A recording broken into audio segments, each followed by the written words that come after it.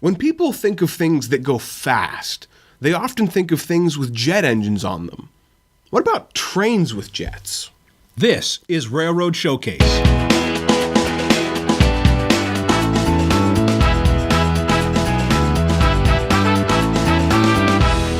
There has never been a time when innovators have not tried to make improvements to the railroads. As the age of aeronautics became a fully realized industry, uses of its technology began to appear in other non-flight applications, even on trains. The first plane to fly solely via a jet engine took off in 1939, but it was a considerable time later that turbojet engines were used to move rail vehicles. The first was in the United States, made by the New York Central Railroad in 1966. The M497 Black Beetle was a streamlined Bud rail diesel car with two GE J47-19 jet engines. Looking at this piece from a price-to-performance ratio, it had a really high potential to be used. But even with the relatively low build cost and exceptional speeds, setting the American speed record of 183 miles an hour, the railroad didn't really consider it a commercially viable option. Sadly, this once speedy piece of equipment was stripped of its power, and they gave it to something else. You know what they put the engines on? A snowblower. How humiliating. The next notable prototype we find doesn't necessarily fit into the purely air-propulsed category that we're looking at here, but it does warrant an honorable mention. In the early 70s, the FRA was looking into linear induction motors. While technically this train's main power system was not air-related, they did strap some jet engines to the top of it to get it up to speed due to the short testing track available to them at the time. Once up to speed, they were then throttled back only to counteract the drag that they created. In 1970, the Russians were actually the only ones to achieve their goal involving a jet-powered train, just not in the way you might expect.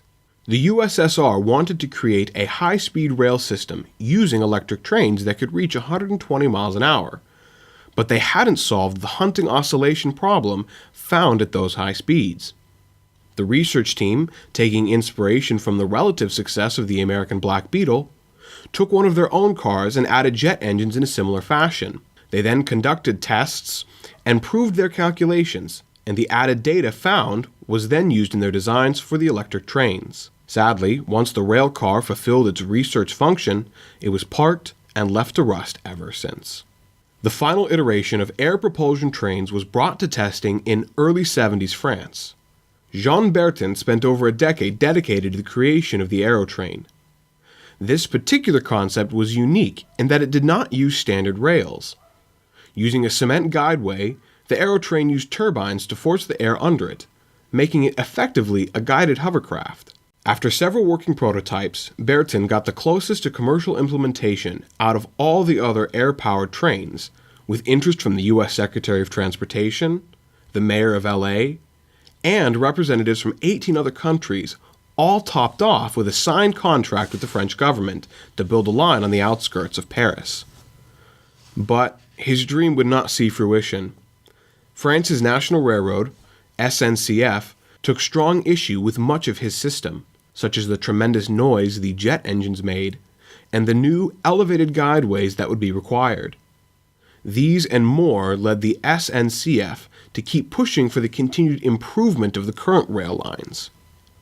The final straw occurred in 1975, when the new Prime Minister stepped into office and officially annulled the contract. After this, all other interest in the system evaporated.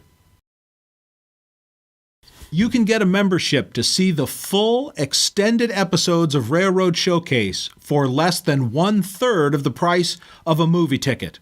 Go to our website, rrshowcase.com, and become a member. Thank you guys so much for watching.